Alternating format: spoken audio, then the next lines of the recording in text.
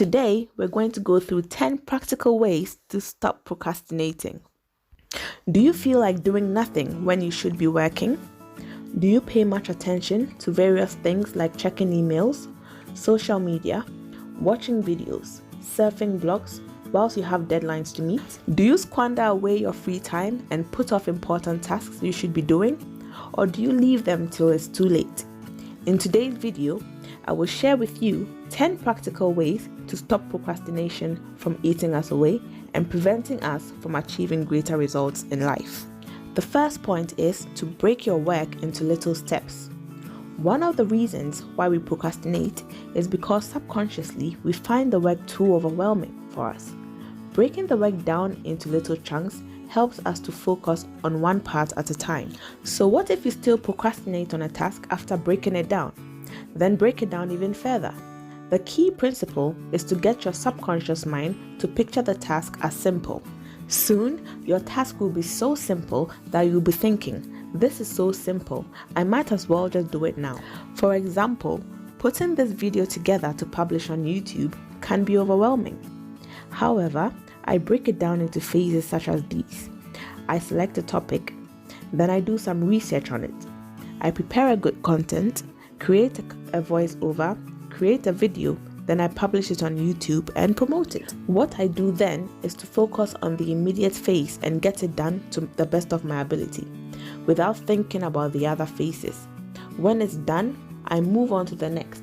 Suddenly, the whole process seems very manageable. Secondly, you can change your environment. Different environments have different impacts on our productivity. Does your work environment encourage you to work, or does it distract you often? Your environment sets the stage for your workflow, so pick the right environment to work. What is the kind of environment that encourages you to work? This might require a bit of experimentation. After trying out different places, I find that I work best in quiet spots where there are minimal people around, such as my room, the library, and cafes in my neighborhood. So I only do my work at these areas. What if you are employed and can't choose an environment that best suits you? You can modify your environment to make it more conducive. Organize your work desk area by keeping all your reports, folders, and random papers into a magazine organizer. Pens and stationery can be placed in stationery holders. This daily practice will keep your workspace neat and tidy to get things in order. All these create an inviting space to work at any time of the day. Number 3, create a detailed timeline with deadlines. Setting multiple deadlines for your work can help accomplish them. However, having just one deadline for your work is like an invitation to procrastinate, because we get the impression that we have time and keep pushing everything back until it's too late. Break down your task into smaller chunks as shown in step 1. Then create an overall timeline with specific deadlines for each small task. This way, you know when to finish each task. Time scheduling of tasks is a good practice because it prevents your task from dragging on and on. There's a saying that your work will take however long you want it to, and I find it's very true. You must have a robust timeline. That is, failing to finish a task by today will endanger everything else you have planned after that. This creates the urgency to act. I break my goals into months, weeks, right down to a daily task list, and the list is what I accomplish on specific dates. Without this, my goals will be put off. Moving on to number 4, we must eliminate all distractions. We are surrounded with so many digital distractions. Many people will find that social media and other communication systems disrupt the work environment. If you are procrastinating a little too much, maybe that's because you make it too easy to procrastinate. The first step to ensure you don't get distracted is to identify all those electronics, apps, and bookmarks that take up lots of your time and shift them into a separate folder that is less accessible. Disable the automatic notification option in your email client and get rid of the distractions around you. I know some people are thinking of deactivating all their social media accounts. I think that is quite extreme. Dealing with procrastination is more of putting conscious effort in getting things done, but if you feel that's what's needed, go for it. Another point is you can also hang out with people who inspire you to take action. The people you surround yourself with affect your potential. Their thoughts and beliefs influence you.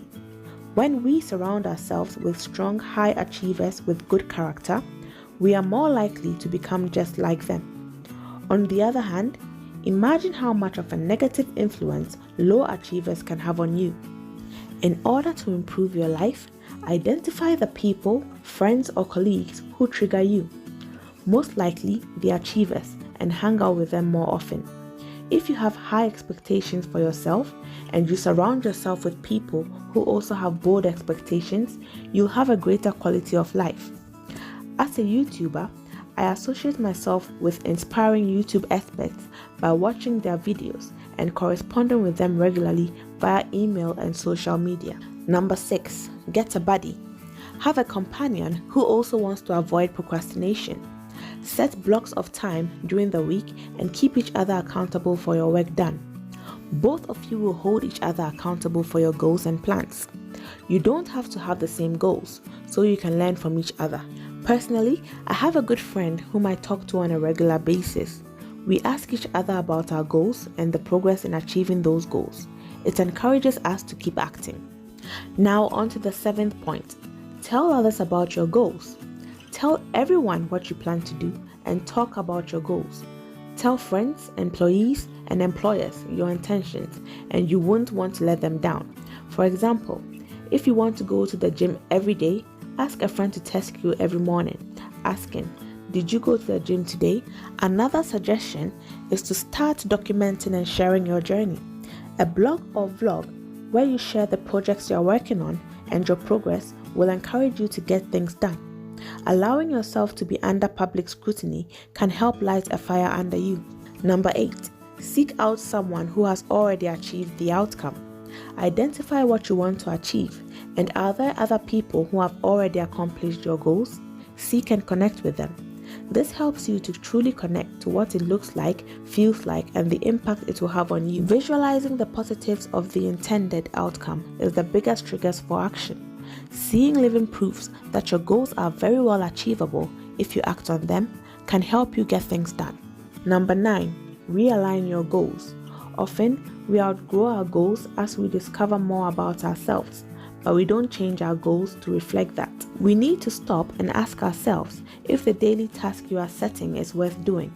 If you don't know, then procrastinating is a very good option. Make sure you understand the importance of what you are trying to do and know clearly the outcome you want. Remember, what is important is decided by you and no one else. If you've decided that it is worthwhile to pursue a goal, the next question you need to ask yourself is if you are really the best person to do this job. Are you skilled enough to do it? A practical example is when you want to write a book, you need to ask yourself, why are you writing this book? I enjoy writing and I want the book to be written in my style of writing. Knowing why you do what you do helps motivate you to get the work done with no external motivation. And our final point is just start now. Forget whatever reason is holding you back and just start.